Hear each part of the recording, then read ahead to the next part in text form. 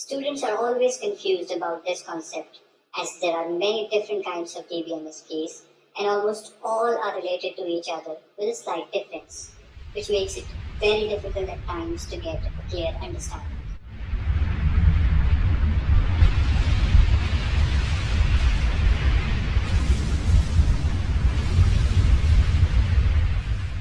In this video, we will learn what are database keys, why we need these, and the different types of the DBMS keys. A database key or a DBMS key is an attribute or a set of attributes which help you uniquely identify any record or row of data in a table. Let's take an example. In the table above, we have SID, SNAME, SBranch, and SEmail as attributes, saving details about students. If I ask you to tell me email address of the student with name Adam, can you tell me?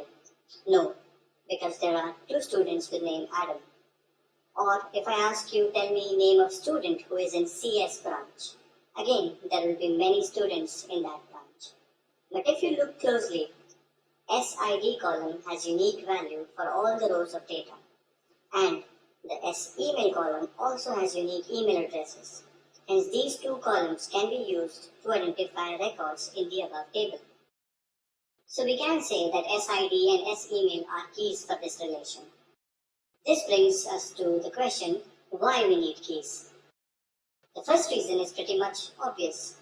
Without a DBMS key, you cannot access the rows of data stored in the table uniquely. Because without a key, most of the time you will either receive multiple rows of data or incorrect rows of data. Another big reason, which is kind of an extension of the first reason, is we can force identity of data and ensure integrity of data is maintained using DBMS keys. By making an attribute a key and making it mandatory, we can enforce that anything inserted in the table is identifiable, hence ensuring data integrity too. And last but not the least, we can establish a relationship between tables using keys. It's time for the main event, types of DBMS keys. There are 8 different types of DBMS keys, of which super key is like the default key, and composite and compound keys are like cousin sisters. We'll see when we learn about them. So we will be starting with super key, then we will move on to candidate key, then primary and alternate keys, then the foreign key, which is different from all others and serves a purpose which none of the other keys do, and then we will cover the remaining keys, which are composite, compound, and surrogate. Super key is nothing but a key. It is a superset of keys in which all possible keys are included.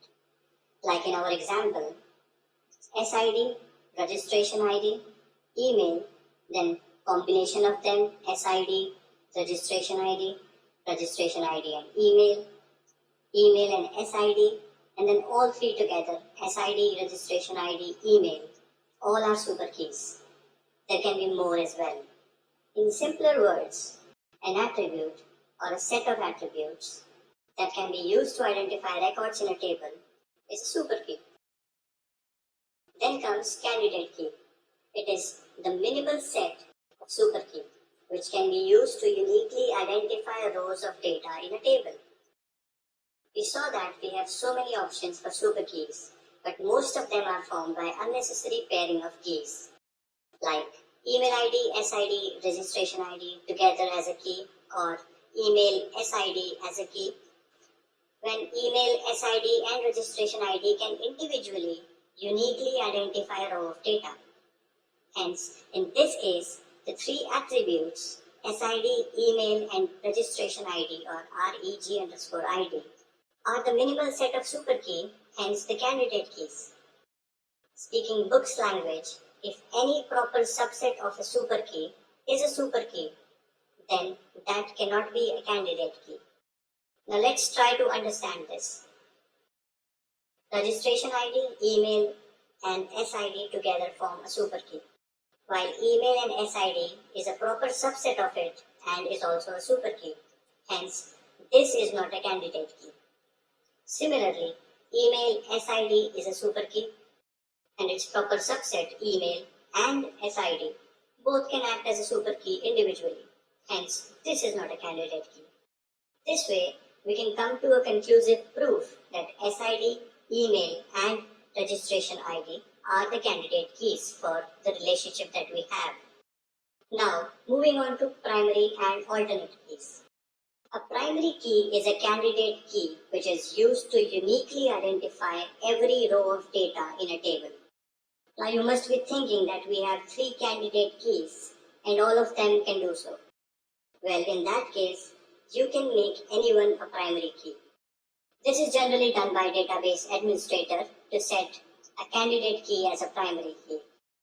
If we have to create a simple user interface to search for student information for our college using the table in the database that we have as an example, what will make more sense? SID, which is an auto-incremented value by the database itself, or registration ID, which every student knows and is more meaningful for college administration too. Hence, in this example, we can make reg_id or registration ID as primary key. All the remaining candidate keys which are not selected as a primary key are called alternate keys. Now, coming to foreign keys. Foreign key is nothing but an attribute in a table which is used to create a relationship of that table with some other table. In case our tables have relationship, using foreign keys helps us to maintain data integrity for the relationship. But this we will have to involve another table in our example. Let's say we have one more table, branch, with information about the branches in the colleges. It has a unique column with branch code, branch name, HOD, and some more branch related information. In the students table, the branch code can be made a foreign key to set up referential integrity or relationship between the table student and branch. This way, while making a new student entry, a wrong branch name cannot be provided, else a DB will return error. Similarly, if someone deletes a branch entry or updates a branch code in branch table, they will have to change the same in students table too. Generally, this is not allowed by the database, and the database returns error when someone tries to modify the column value which is used as a foreign key in some other table. Hence, this way we can force integrity of data in a relationship using foreign keys. Moving on to the remaining keys, a composite key has multiple attributes. Hence, all the super keys with more than one attribute are also composite key.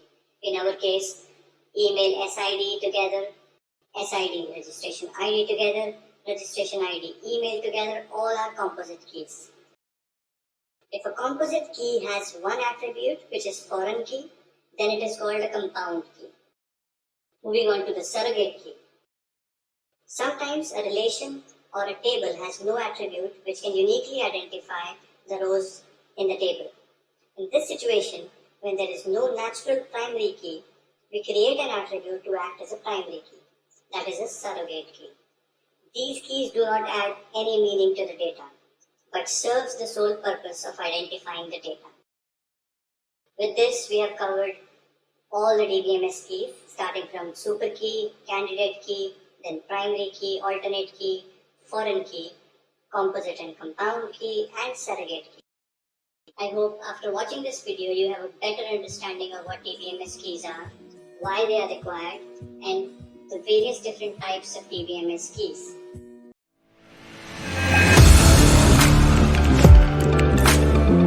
Audio Jungle.